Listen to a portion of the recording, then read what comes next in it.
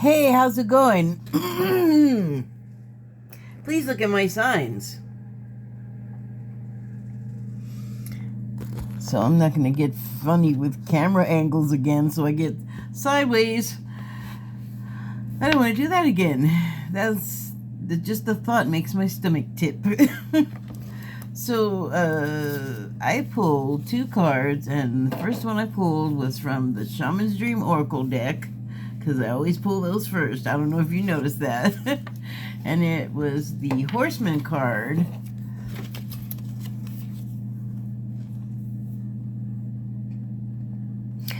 And the subtitle is A Herald of Change. And this horse is in, like, from the sky. Where's my thing? Where's my indicator? That's not it. Why are there always 50 million things that look like it? There we go. This is like some kind of bolt from the sky stuff happening right here. I just noticed that. It's very dark and dusky up there, so I was gonna say it's like night falling, but then, you know, this bolt from the sky, as it's hitting the ground, it also is, there's this big round light, like it could be the sun coming up. So I don't know what the heck time of day it is there, but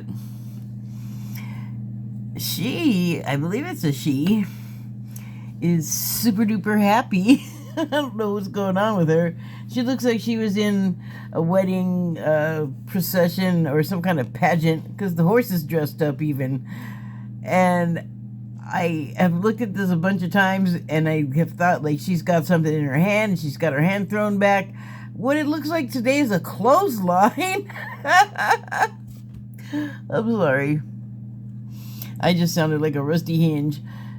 But yeah, it does kind of remind me of a clothesline. There's some article there. There's another something here. And the line goes across like that.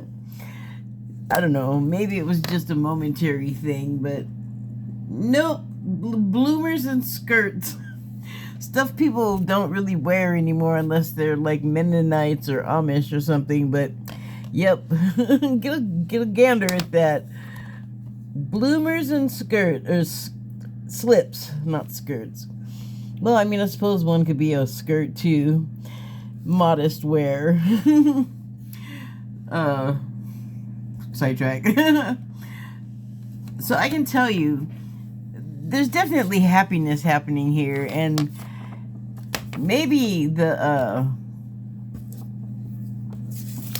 you know, what I'm mistaken for parade pageantry, although I don't see how I could be, because what I'm gonna say, it doesn't make sense that it's like the horse's uniform for delivering of the good news. Yes, there's a Paul Revere type theme happening here, and that's so funny.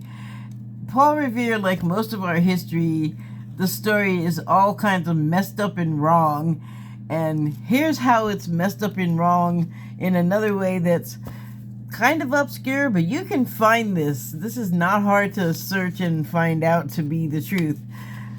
Paul Revere was not 007. Paul Revere was a woman, and the story is so stilted away from what the reality is. But I believe one part of it that I remember, so I can't remember it all in detail, so I'm giving you breadcrumbs. If you want to know about this, you can go search it yourself. She ended up doing the going around and notifying people, because they didn't have phones and telegraphs and all of that, and they didn't do smoke signals, I guess. So she had to go around on a horse and tell people, and she ended up doing it, I think, because there was a guy that was supposed to do it or something that, or wait, there was a guy that was supposed to do it and that didn't want to, because actually, I don't know why. Like, maybe he got sick, or I want to say scared. That's what keeps coming to mind. So I don't know. If you find out which one it was and you care to fill me in, please leave a comment. But yeah, I mean, supposedly the true story is that it was never a guy that did it in the first place, but you know how history is. They remove inconvenient truths from history. They, you know, they that control everything. The deep they. So I'm just gonna read you from the guidebook a little bit, or all of it. Horseman, good news, caution, herald of change. When the horseman appears, he is inviting you to spread the good news. Everyone already knows the bad news. That's true. Your task is to point out the beautiful when others can only see the ugly. More the possible, no matter how implausible it may seem. This does not mean becoming giddy or blindly optimistic, but rather reminding yourself that every storm cloud has a silver lining. Become a herald of the positive. Put away the fatalistic attitude, the dire predictions, the dreadful expectations about the world or about your life. Declare the arrival. Okay, I want to just stop right there and talk about that, because I have a problem with either going negative or like absorbing negativity and then, like, you know, I don't know.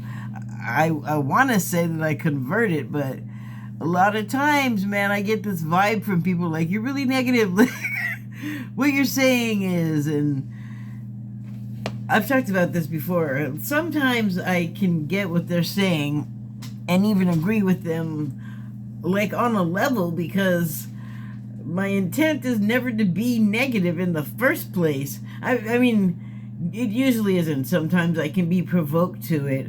Sometimes I just send myself over the deep end. But all of those reactions are recognizable. But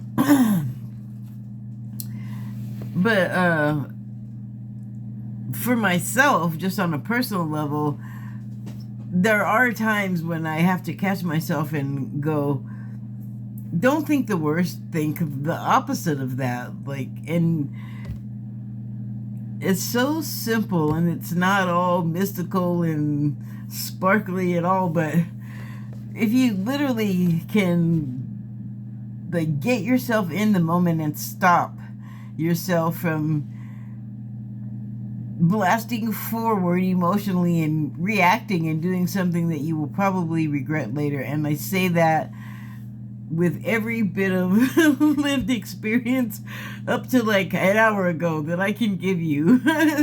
But I have been learning that eventually you are able to intervene at some point. Like, you start to be able to get, with me, it's like furious, like, rush of thought and rush to judgment, and oh, it's bad. But I'm getting better. Oh, I'm getting better. I could even see total signs of it today, and I'm telling you, if I could do it, so could you. If you have an issue with like a hair trigger temper or impatience or jumping to conclusions before you know the whole story, all of that good stuff, it's not great. Actually, that's a misnomer. So, like, you can, though, eventually get yourself in between, like, the impulse and acting on the impulse. And then the goal for me, and I'm sure anyone else that wants to do this, is to get better at it so that you prevent, you know, you get to the point where you're not even having to stop yourself from doing anything because your brain is already used to realizing, wait, you don't have to do that. I don't know why it's so hard to like break through. So I'm not feeling all of everything here, but let me go ahead and keep reading. Continuing from the be a herald of the positive part. Declare the arrival of the new and better you. Proclaim that you have risen from the realms of the dead, woken from a long and, one moment, dreadful slumber, and are back on the world stage to show it the show is on again. Now, isn't that interesting? I'm just gonna relate this because it just seems so synchronous.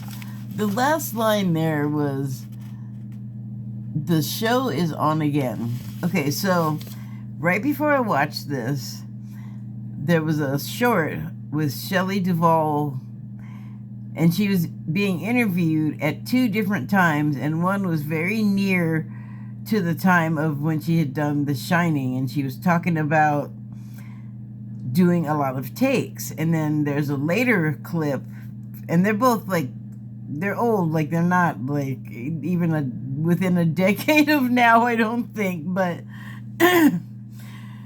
anyway, I don't know if you know, like, if you've seen The Shining or if you know about it as just a viewer, but she, along with everyone else who Kubrick worked with, had to do a lot of takes. And this is just a personal observation, but knowing the times, dudes were like kind of macho in a sort of different way than now, like kind of more so like in the Hemingway kind of big brute tradition, and also kind of like lover boy but pizza delivery man porn type vibe. And it was an interesting time to be a child in.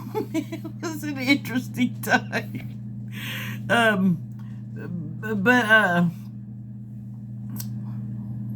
Sorry, I'm running over my blanket.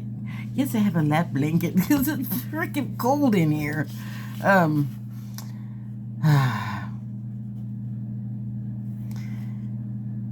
Oh, so you're right. So all of the takes, and there was reports at the time, and I don't think she denies this because there are interviews about this too, but all of the takes, oh, and the macho guys, like, were not giving her, they were giving her like all horror all the time. Like, The Shining is a horror movie, but like, you know, once you're not on the seeing the movie side of the camera and you're on the making the movie side of the camera, before the movie's even made, I'm talking about, there's all these personalities that an actor has to deal with, that women had to deal with, still do. There could be Harvey Weinstein types all over. There are so many pervs in Hollywood. Let me tell you, it's a perv magnet. They can be completely professional and gifted, and Roman Polanski, like, ow.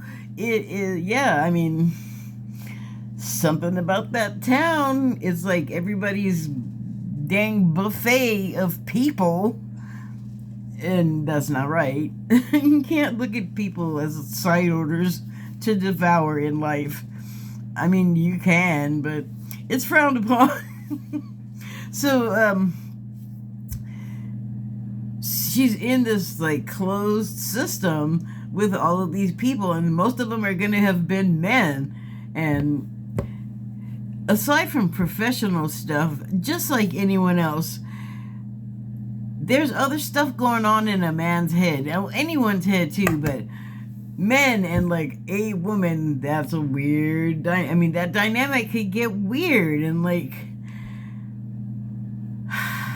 I think that at least from doing so many takes, she like had a breakdown. But also I'm thinking that being like maybe one of or the sole woman on a set that's gonna have like at least 100 people working, and most of them are gonna be dudes. I guess wardrobe would have some women in that, but anyway, it really like messed her up. And I saw like interviews that were concurrent or something, or made like the making of, so not, I don't know, like the making of types of documentary things.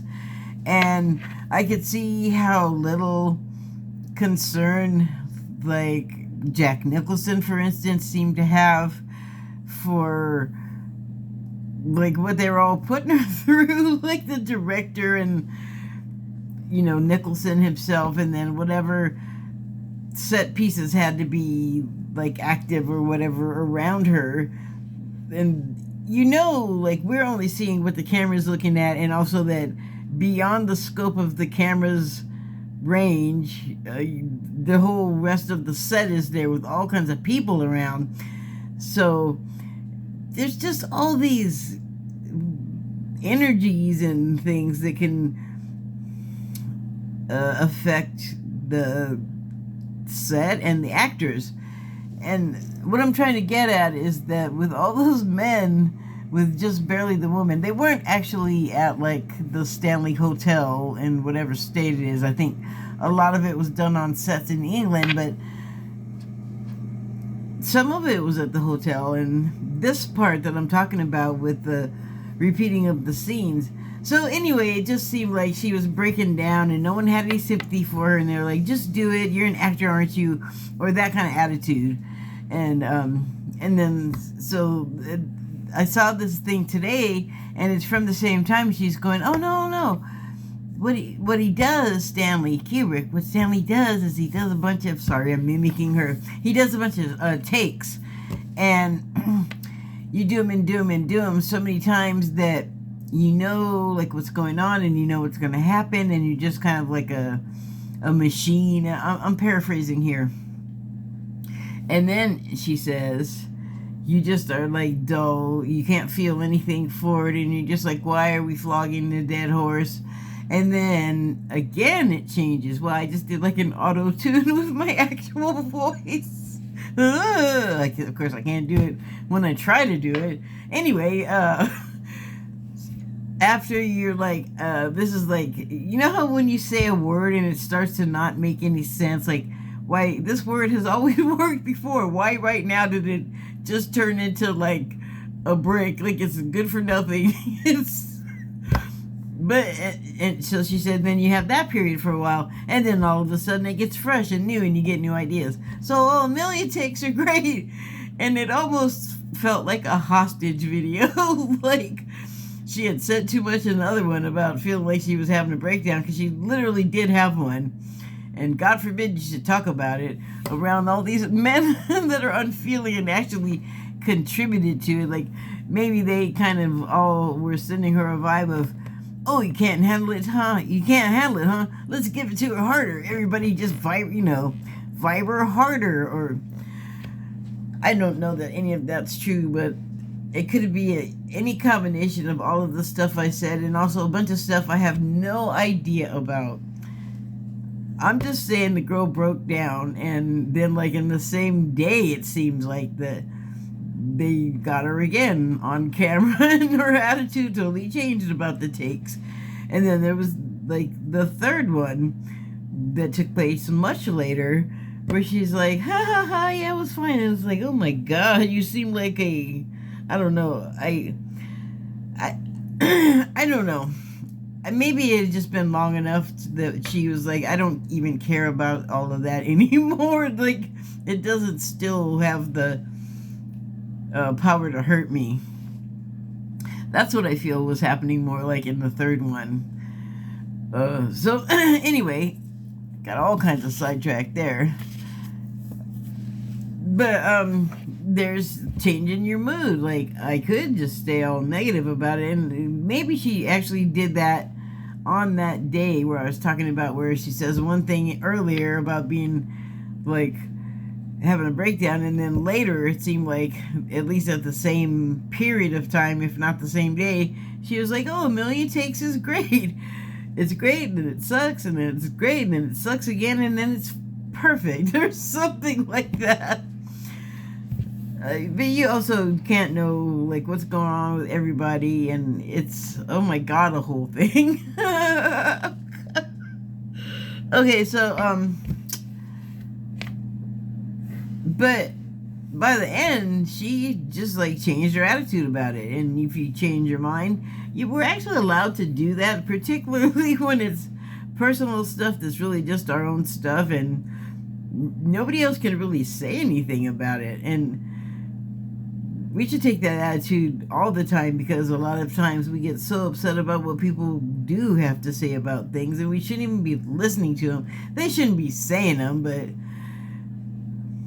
we're all at some different point along our journeys of consciousness and awakening, and also that involves a lot of interacting with each other. And I don't know if you've noticed, but when you're like nice and gracious to people, things go a lot better than if you're a smarmy, sarcastic a-hole. There's a time and a place for that, but I feel like usually something has to happen before you start talking to me that way when it's like a brand new. I'm getting so sidetracked. Let me read this page. Oh no. I love my place. Proclaim that you have risen from the realms of the dead, woken from a long and dreadful slumber, and are back on the world stage. The show is on again. Oh, shoot, I started way... Anyway, the horseman cautioned you not to allow your exuberance to become hollow or trivial. I'm looking at you, Shirley Duvall videos. Sorry. Whoa, where'd it go? Oh, be sure there's no substance to the news you spread. Oh, be sure there is substance to the news you spread. Otherwise, you look like not good. And you are willing to live up to the expectations you raise. The world will welcome you with open arms as you share an uplifting message. Good news. Heed the horseman when he shows up once, for he bears good news and is announcing a prosperous and peaceful time. When he shows up twice, we're not even going to talk about it because we're not doing that, but it's not good if he shows up twice in the same card reading, I guess. And so the other card I pulled was from the Wild Unknown Animal Spirit deck. Okay, look at that. Oopsie. Okay, and so the card I pulled was Spider, and that is an earth sign with the little symbol on the top. That's about earth symbol, earth sign. Hi, I'm Spider, and I'm an earth sign. So when I think of a spider, well, I'm not going to go that way. When I pulled this and I looked at it today, I just saw kind of it blowing as if, moving as if it was being blown in the wind, like a pretty strong wind.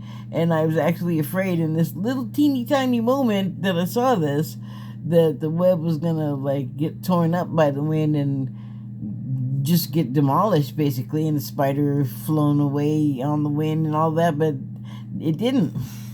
It just kind of moved with it, and the wind ended or went past or whatever, and then it went back into its position. So it can flex, it can move, and apparently that is coming. I've talked about this, and I don't think that you need to do anything like this to see it coming. I mean, I don't know. I mean, there's just been an escalation in emotion and events, so those usually don't lead to placid times. But I also thought, like, okay, the plan is gonna hold up. Like, the web is the plan, the information, the world, for the future. Like, not quite now. It's like under construction, like a web. But I don't know.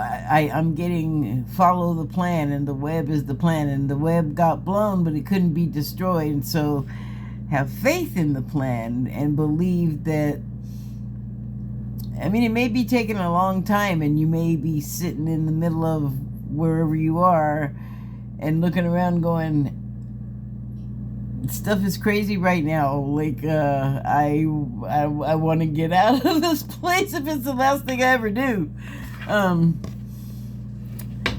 But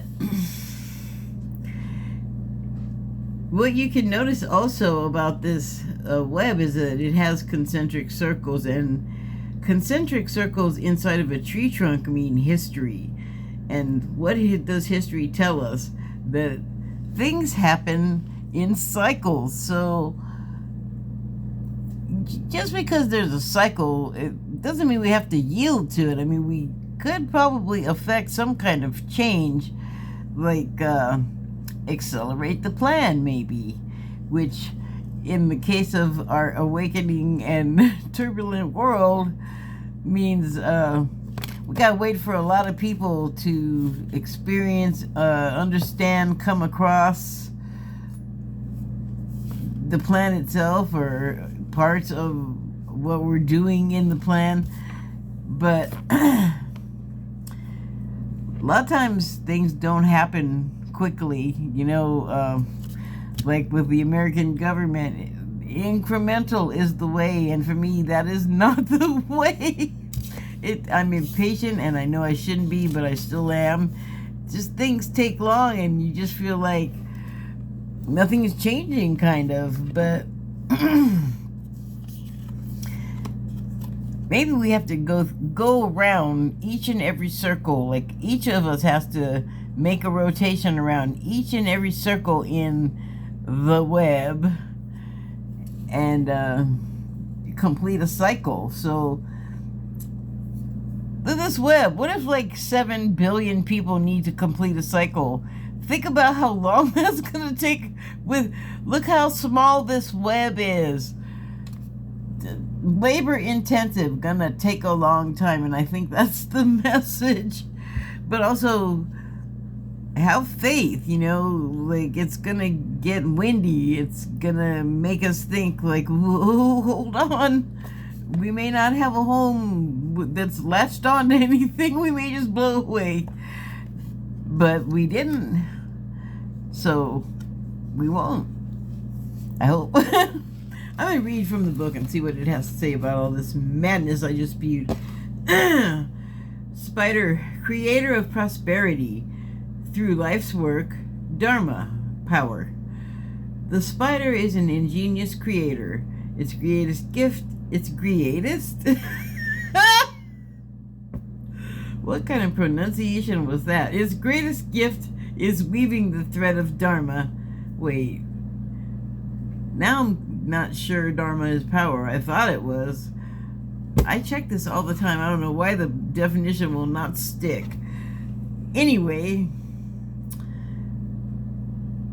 its greatest gift, the spider's greatest gift, is weaving the thread of Dharma into a vast, intricate web that supports the spider and those around it, both financially and spiritually. Okay, so Dharma would work in that context because you want the web, the threads of the web, to have tensile strength, like not tear and break.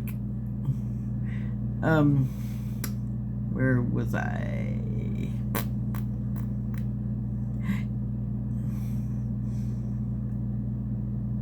It is hard work. I know, it's just this little small paragraph. You should see how small. I don't know how I got lost, but anyway, it is hard work, but the spider neither tires nor becomes impatient.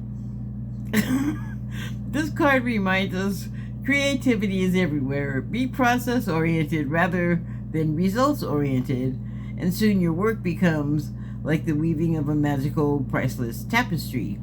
Abundance follows. There's something to be said about that. Be process-oriented rather than results-oriented, because it's so easy, I think, to start a project, and speaking from experience again here, I have started so many projects and have projected like the end product, but in the middle, for whatever reason, lost interest. I I can't even think of why else I would have done it other than lost interest. Because, well, sometimes I start something and put it down and come back to it later, so I'm actually not talking about that. I'm talking about starting stuff and then just not finishing it.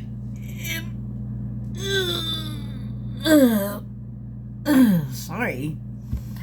I don't like doing that. I like to complete a task. It feels good to do that. But I put stuff down and come back to it, so I don't always walk away. But I am talking about when you start something and then you got it finished before you finished it. And so it's like, if you don't finish it, then you are a turd. That is my feeling. Yes, I'm talking about myself in a project, but it's still here to pick up again. Anyway, when in balance, the spider is appreciative, enthusiastic, and prosperous. When out of balance, discouraged, tired, forlorn. To bring into balance, playful creativity. Well, I can handle that last one. I can handle the playful part for sure. So,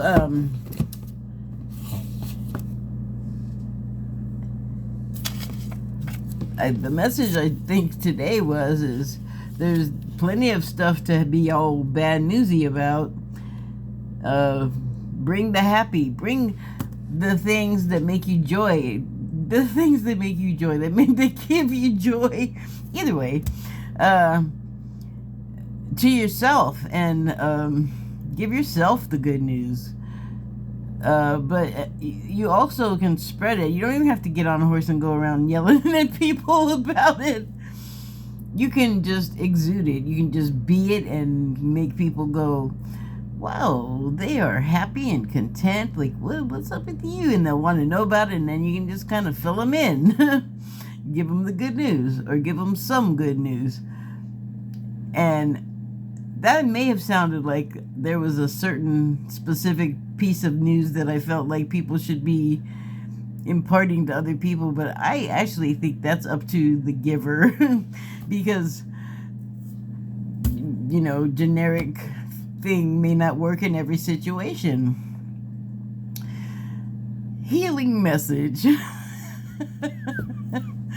But yeah, you can change your trajectory and other people's as well, by not going the negative route and being positive, like just dropping a smile, or, you know, complimenting them on some piece of their wardrobe, or anything under the sun. But it's always nice to receive and get that type of word. So yeah, spread that good news. And then also, you know, in the face of the bad news, just holding on and having faith that things are going to be okay. Trust the plan. And yes, I use that term very deliberately. I know where it comes from. Like many meanings that are current today. Different groups. Groups not necessarily my group, but it's not a bad thing to say, because there you got a plan, I got a plan, you got a plan, there is a plan. There's all kinds of plans woven into this web. And just a little small web, but all the billions of people got to have their plans on and through it. And it's strong, it blew, it bent, but it didn't break. It's not gonna. So that's the message. We, you know, we are on the web, but we also are the web. So the tensile strength depends on us too.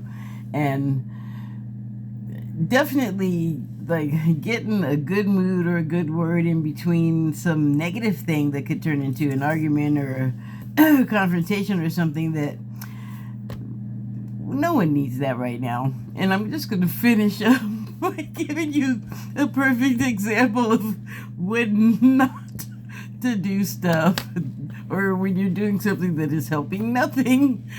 There were I'm not sure when this took place, today or yesterday, I guess. Oh shoot, that's not a clock. That's the timer. I was just looking to see if today had turned into tomorrow yet, but let's just say this took place in the U.S. Senate 2 days ago. Senator Bernie Sanders was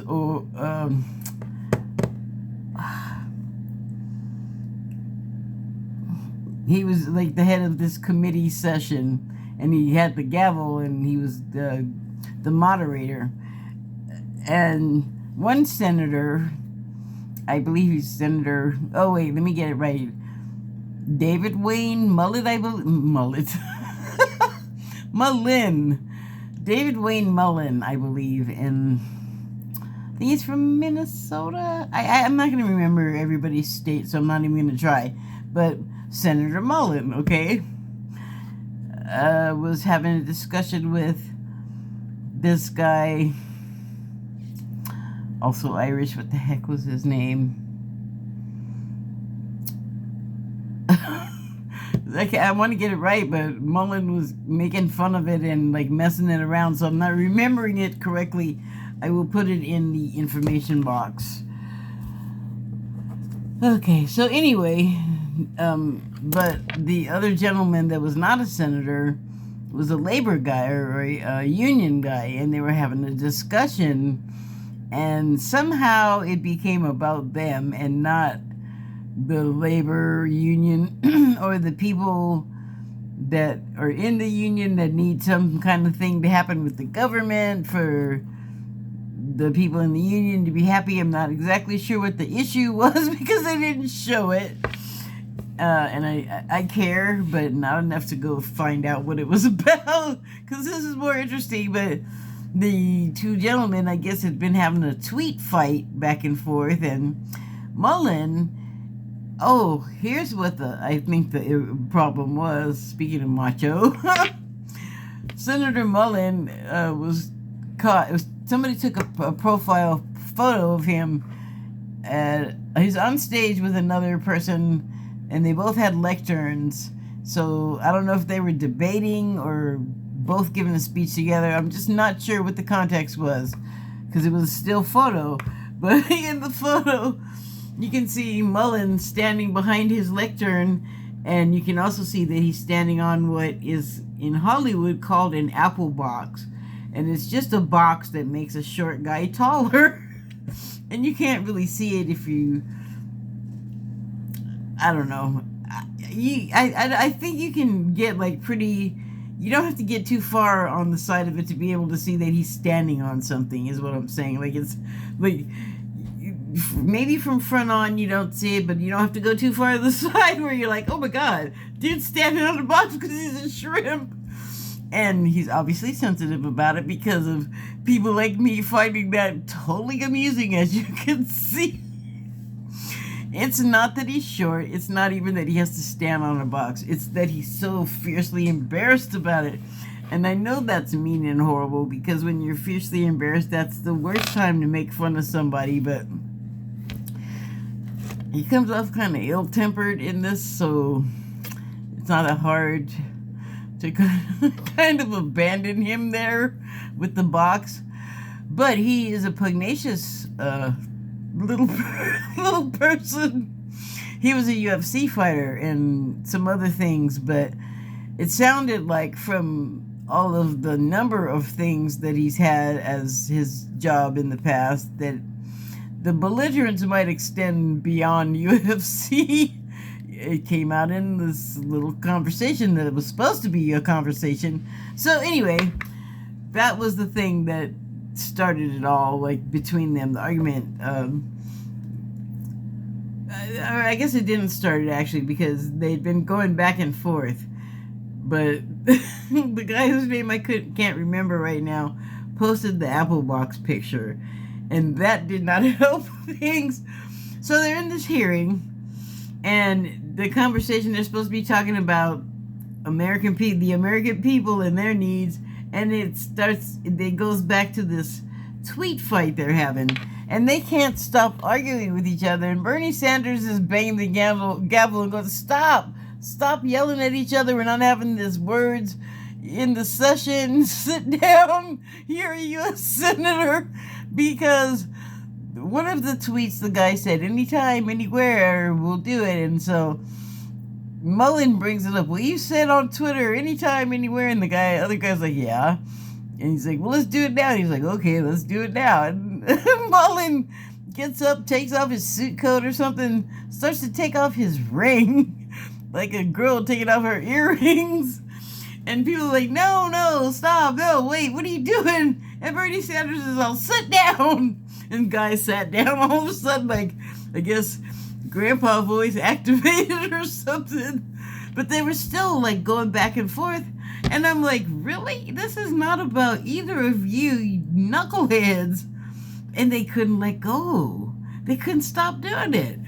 And I was kind of amazed because I've been having a problem in a way with stuff like that, where like a dog and I can't let go of it, and I keep going back and going back and going back, and I know it's not good, and stop. And so I got to see how not good it looks. Like, I really want to get a grip on that in myself. So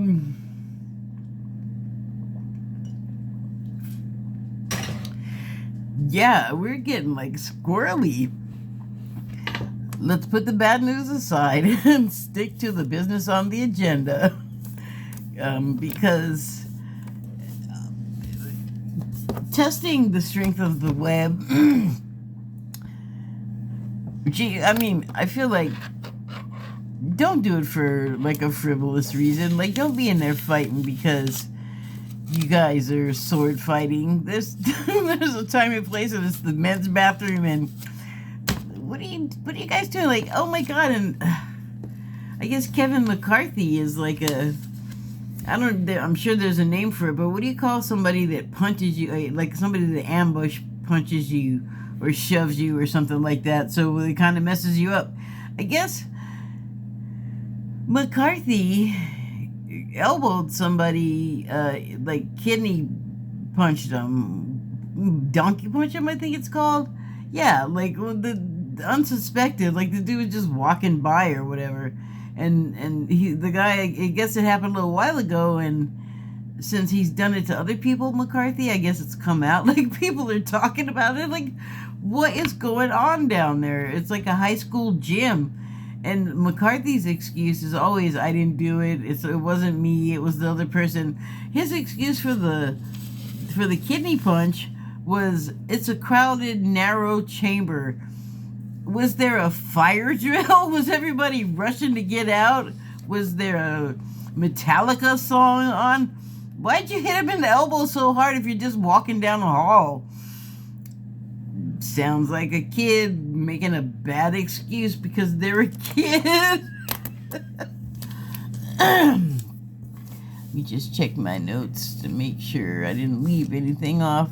Oh yes, there is one thing I want to say seriously about our election, and there's a lot of people worried about a Trump second term, and there's a while to go until the election. Not that long, but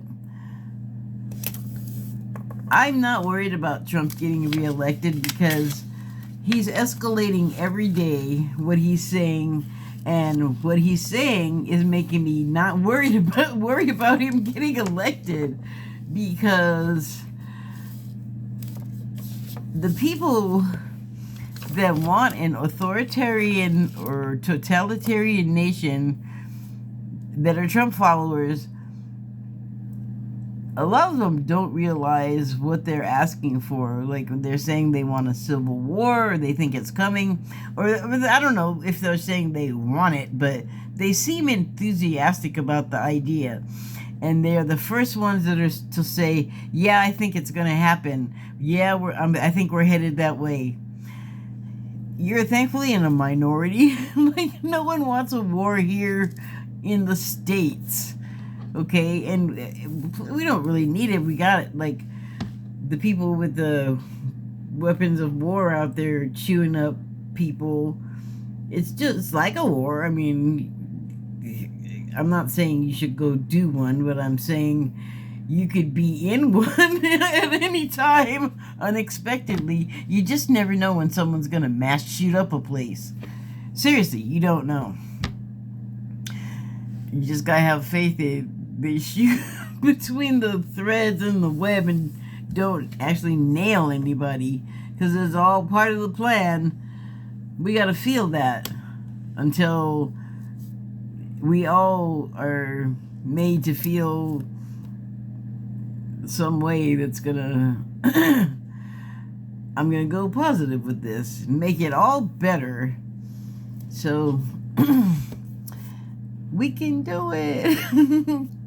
Thank you and good night.